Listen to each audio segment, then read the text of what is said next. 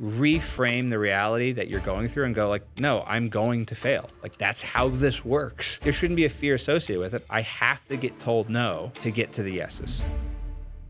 Welcome, everyone, to the Close More Sales podcast. We're doing something a little different today. For this episode, I will answer some of the most pressing questions asked by salespeople today.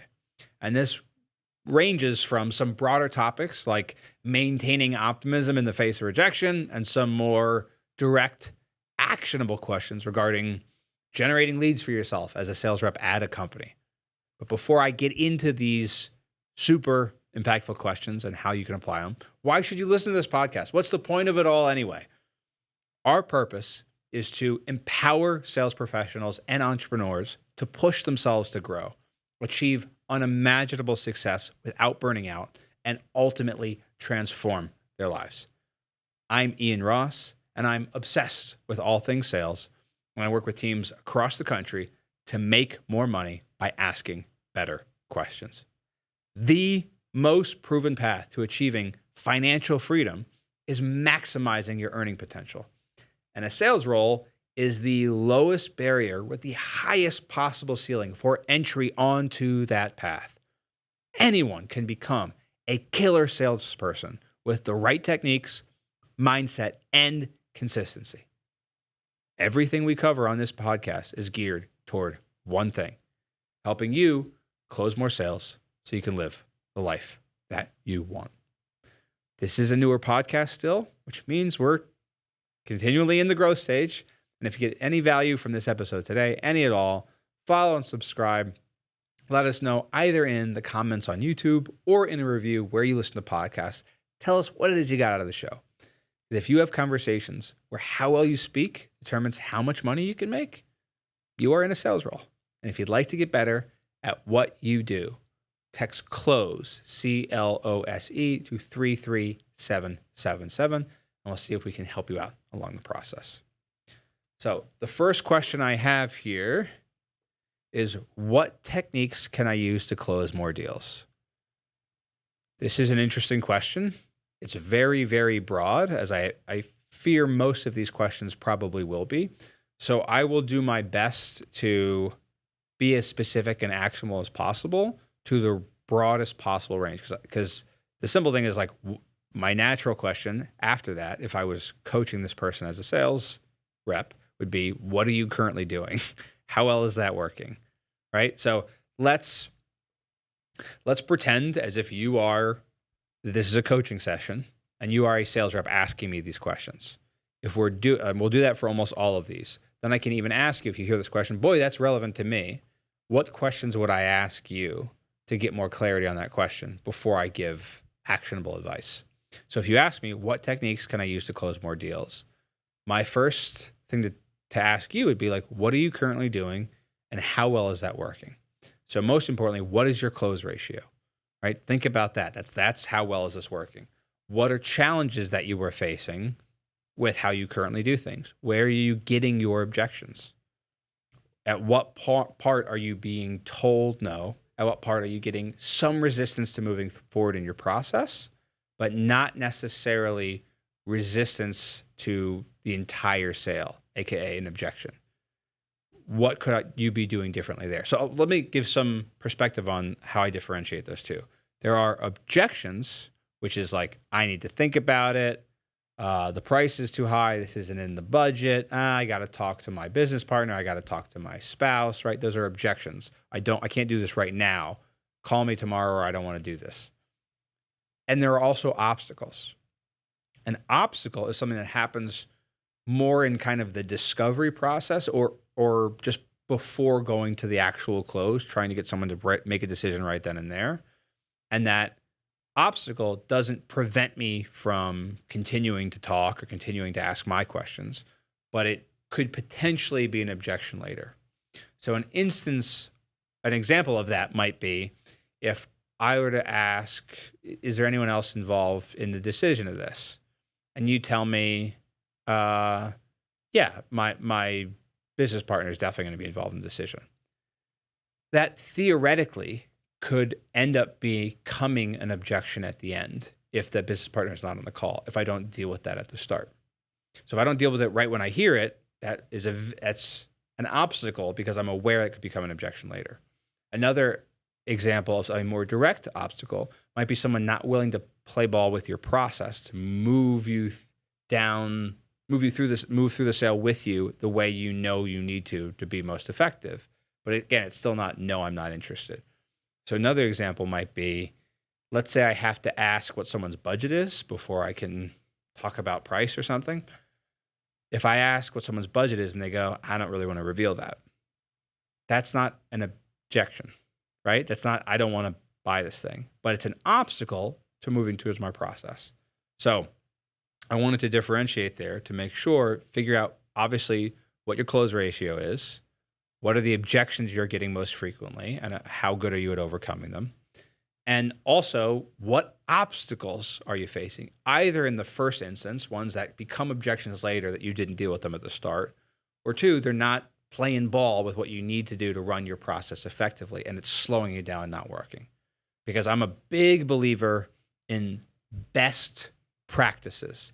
And a best practice to me is something I can use almost every single time, regardless of the circumstances, to make sure I won't even get that obstacle in the first place. Or if I hear this obstacle, I have a thing that I can make sure I say right then and there, or a question I ask right then and there to avoid that becoming an objection later. And I can do that consistently, regardless of the people I'm talking to. It is a best practice because it applies across the broadest amount of individuals without hurting me for the people it doesn't apply to, if that makes sense.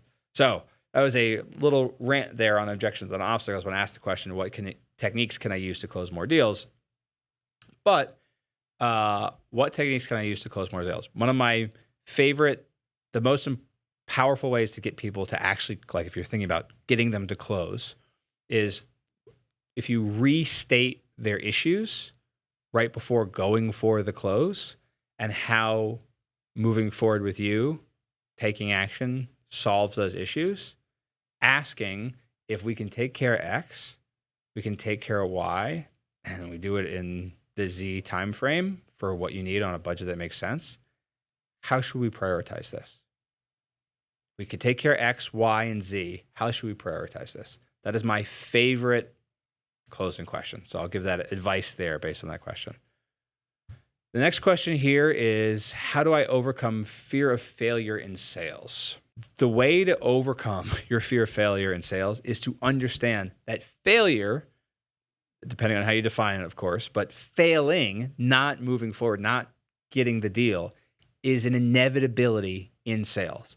So you either A, shouldn't be in sales at all if your fear is so crippling you can't even ask for the sale or you can't even dial the phone.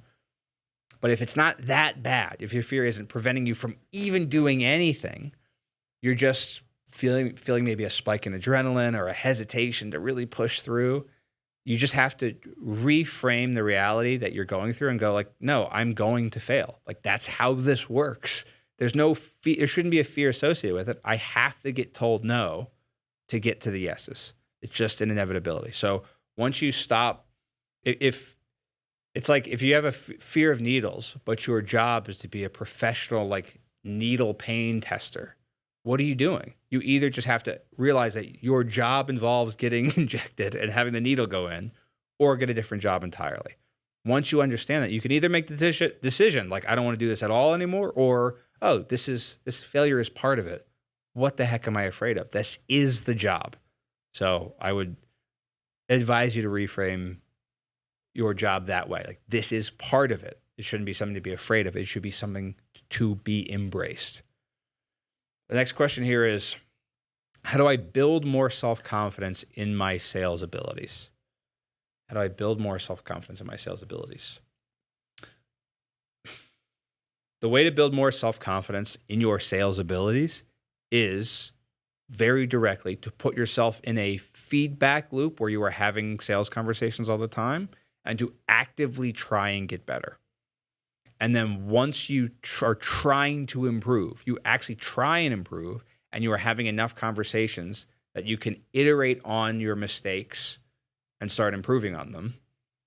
the self-confidence will inevitably be built as you move through it and do it over and over again, because you will get better and you will get better results. So I'm not a massive believer in building like fake confidence, because so many salespeople do that and it comes off. Those are the people who sound like morons. They sound overly egotistical. They sound like, oh, I'm the best. We're the best here at slogans to help you, and we're happy to help you out. It's like it's the worst way to try and get people to take action. So I don't want to be like, fake it till you make it, or just believe and you'll be fine. The best way to do it is accept that you are where you are right now and you're trying to get better, and have as many conversations as possible and reflect and iterate and improve on the conversations you're having, and you will see your skills get better. If you see your skills get better, your self-confidence and your abilities will go up over time anyway. That's the way to actually do it. It's just do it a lot and try and get better as you do it. It is inevitable that you will eventually make some forward momentum and progress. And if you start doing that consistently, you will have self-confidence in your sales abilities. Question, how can I better manage my time and prioritize my tasks? So the way to better manage your time and prioritize your tasks is to make sure you understand what it is you need to be doing that makes you money, that drives the needle forward. What is income producing activities? How do you actually get results in your job? And then literally just preparing a like a chart or a page that breaks down the numbers for the activity you need to do on a daily basis in terms of your tasks, and then just do that first as much as possible. So it might be I have to have scheduled appointments. And so if you're having scheduled appointments, you can't get all of your scheduled appointments done right at the start because they're scheduled, right? They're spaced out. So how do you prioritize the rest of your time? Well, if your goal is to have as many scheduled appointments as possible, what activities can you take in your non-scheduled appointment time to get more scheduled appointments? And so if it's reaching out to people who are in the database via email, do that. If it's calling them, do that. Like just figuring out what is the best use of your time first, and then doing everything you can to do as much of that as possible. Manage your time by prioritizing the most important thing. So many salespeople, this is more pronounced in the B2B space than the B2C space, I think, but so many salespeople will prioritize low-hanging fruit in terms of their tasks first. So I've got to update the CRM, right? Which we should all be doing, but like, I know we're not great at. I'm not great at it either. But whatever, I update my notes, send emails. They do like the busy work part. They will often do that first. The problem with doing that first is if you are doing it first, it means you're prioritizing it, right? That's the nature of priority, is you're doing it first. So if you're doing the low-hanging fruit first, you are actually deprioritizing what you should be spending your time on, which is the activity that gets you results. It's not an easy thing to do because many people don't like to do the actual activity that gets you results because it's intensive. But if you want to make sure you get it done, time blocking is a really powerful way to do that. So like a power hour of dialing for an hour, I set an alarm and it will go off in an hour. And when that goes off, if I'm not actively on a call, I'm done immediately no matter what's happening. If I'm actively on a call, it means it's my last call in that hour. But I just hunker down and do the activity I need to do on a daily basis in that hour.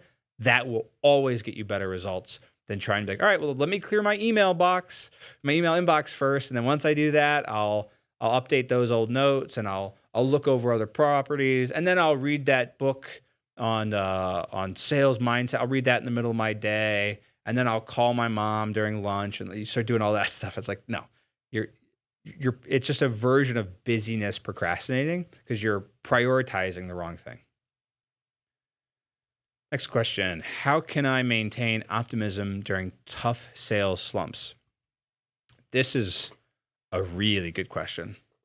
The best way to maintain your level of optimism when you're going through a slump is to remind yourself that this is where you get to differentiate yourself. It's literally just that.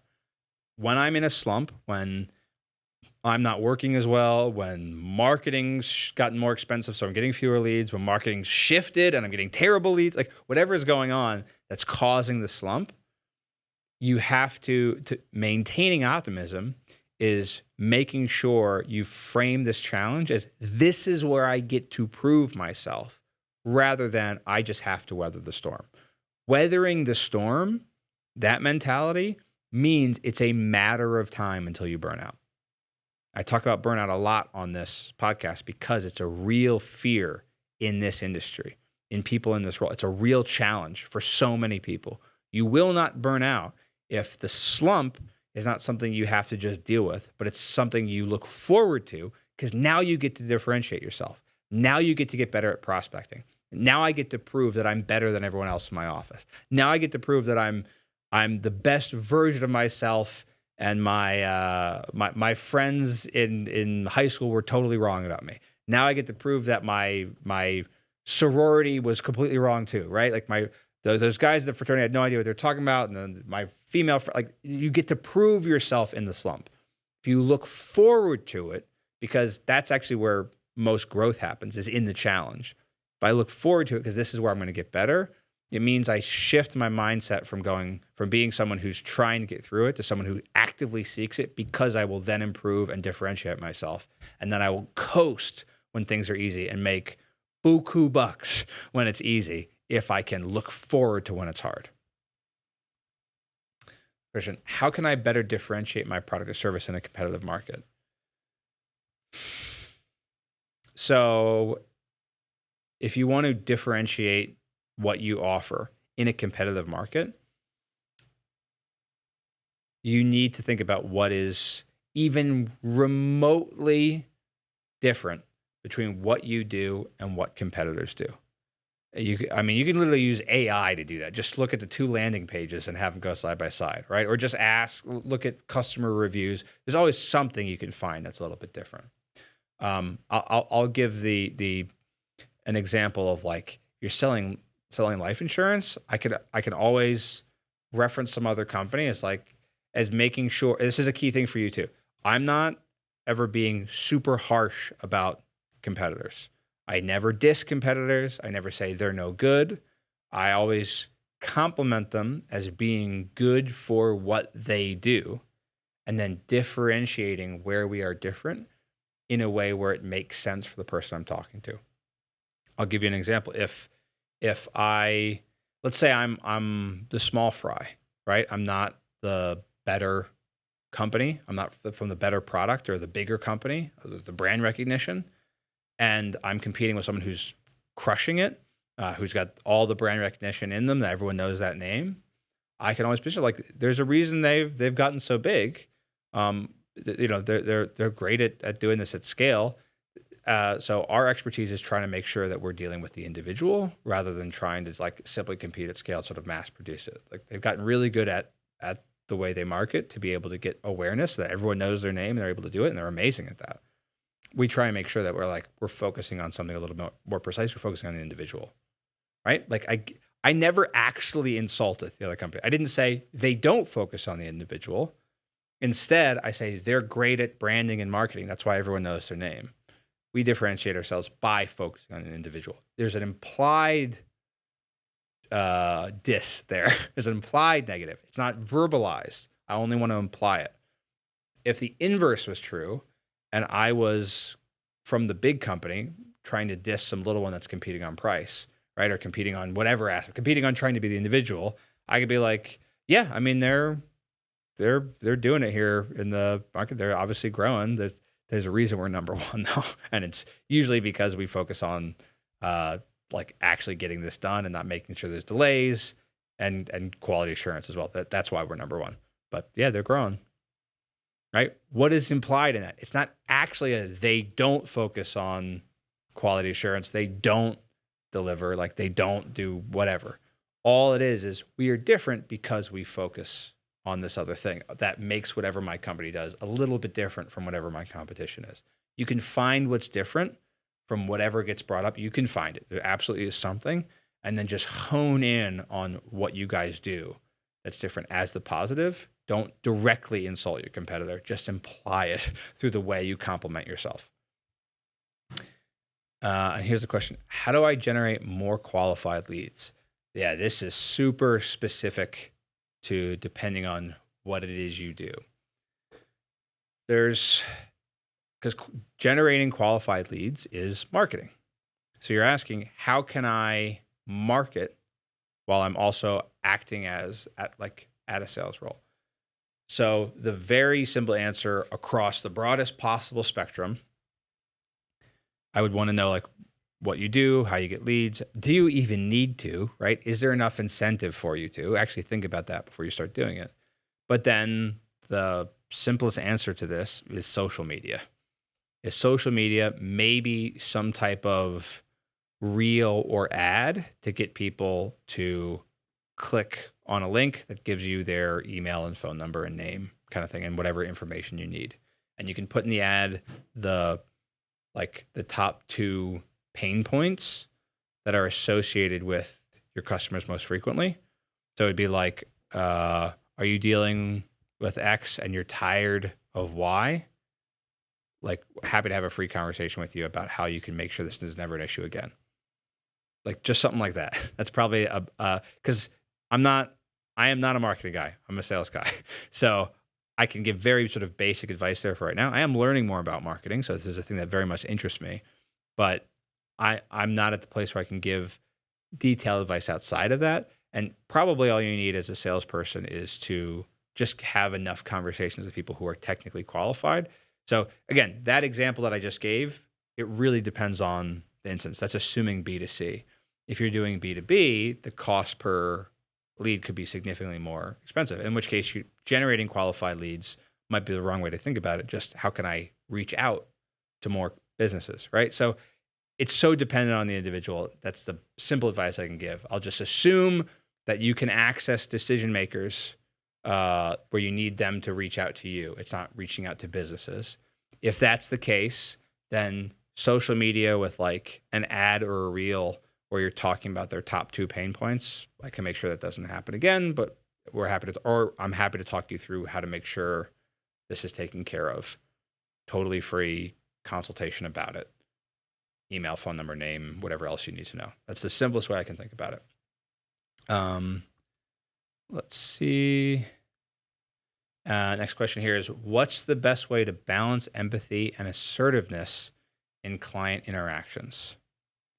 What's the best way to balance empathy and assertiveness in client interactions? So I am both empathetic and assertive at all times. They are not mutually exclusive because my assertiveness is in fuel of my empathy, right? And I'm empathetic by default, but I have to be assertive to my process. So it's just making sure that you remind yourself hey, if I'm coming to this with a place of curiosity and non-neediness, I don't need to get this done. I can just learn what's important to you. And then the assertiveness is not hard closing you, not forcing you to sign up. It's just being confident that I'm running a process that's worth sticking to learn if we can help you or if we can't. It's just that. It's just that one thing has them both built in, and it doesn't have to be a balancing act where, well, now I'm being more empathetic. Well, now I'm being more assertive. The nature of that question is almost kind of the wrong way to think about it. It's just I am empathetic at all times because it's the effective way to be, and I am assertive in sticking to my process because that's the best way I can use my empathy to learn if it makes sense for you or not.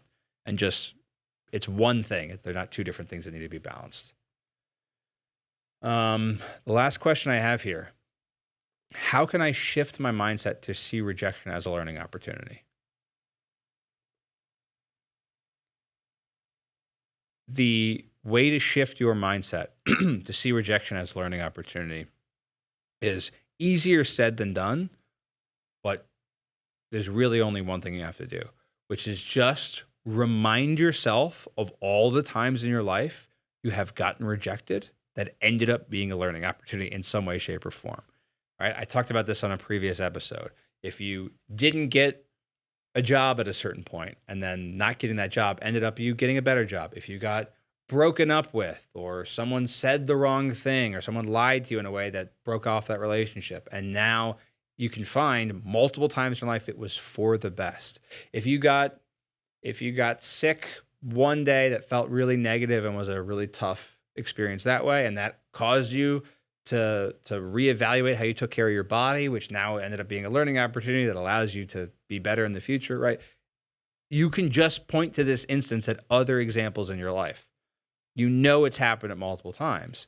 So for some reason, you're not using that same lens to look through rejection in sales. And part of that is because in sales, we're so rewarded externally from the results side that it's hard to see that rejection as a learning opportunity. So simply reminding yourself of that, and then making sure, this is really key in that point, to make sure is it actually a learning opportunity, or is it should be something that just, I don't have to be upset about. To actually make it a learning opportunity, you have to learn from it. You can't just go, I got rejected. Oh, well, probably for the best. That's a different question. How can I shift it to, oh, it's probably for the best because now I'm going to learn something from it. So how do you learn something from it? You make sure you reflect on what went wrong. So I'm preparing a sheet for this on exactly how to reflect on your sales conversations on an actual appointment. It's not done yet because I'm trying to make sure it's something that people can use over and over again to see the progression over months as they get better, because I don't believe in just doing it for one call. That's not how I think about sales. Sales to me is the definition of a growth opportunity that is measurable. I mean, that's what's fun about sales and kind of business in general, is that the money that you can make for it, which while it is insane and amazing, you can do all these other things with it, it's just an objective measuring stick of what's working and what isn't. Your results are just a scorecard. That's all it is. So you get to use a really clear scorecard to go like, oh, that didn't work because I'm not getting the results. I didn't get paid on it. Or, oh, that is working. So there was something to learn from that. So you have to reflect and iterate and improve on what's working and what isn't. So the simple 3 questions to ask yourself: if you can record your calls, you definitely should, so you can listen back and do this. If you can't, you have to do this immediately after you've had a call, and that can be in person or over the phone or virtual. What did I do well? What did I do wrong or poorly? And just what could I do differently? Just those 3 questions. Just do those. I'm working on a sheet that will have a breakdown of a much more detailed approach of how to score your own appointments and also look at it towards future growth. But it's not ready yet because I want to make sure it's actually super, super valuable to use. We're giving it away for free. So if you want to be contacted when that sheet's available, text CLOSE to 33777, and we'll happily give that to you when it's ready. But in the meantime, how do you shift your mindset to see rejection as a learning opportunity? You've used it for other things in the past. You know that's true, and now you have to actually learn from it. So first off, acknowledge you've gotten rejected in the past and it's been for the best, because I promise you it has been. And now you get to look at this and go, okay, well, what did I learn from this? What did I learn from the rejection? If you maintain the mindset that the no over a long enough time horizon will be for the best, and then you actually learn from it by spending the time to reflect on what you did well, what you did poorly, and what you could do differently, right? And the poorly and differently are 2 different levers, because there's not necessarily a negative judgment on something you did, but it could have been done differently. That's not the same as I just didn't do it well. So those 3 levers you're pulling there, thinking about that, and then also remembering, like, you got told no. It's not the end of the world. Your identity does not exist within that no. You are your own sovereign individual outside of this role. This is just what you get to use as a measuring stick for your growth. That's all it needs to be. So remove your identity from your results and you'll be just fine. That's the questions we have for you now. This was a little bit different. I don't know if this is we'll keep doing these in the future, but I wanted to give it a go. So if you liked this type of episode, let me know in the comments or reviews if you wanted to see more of this. And also just submit your questions as well. Like, what questions do you have? And over time, we will build that out into another episode if people want to see it. I'm Ian Ross. This has been the Close More Sales Podcast.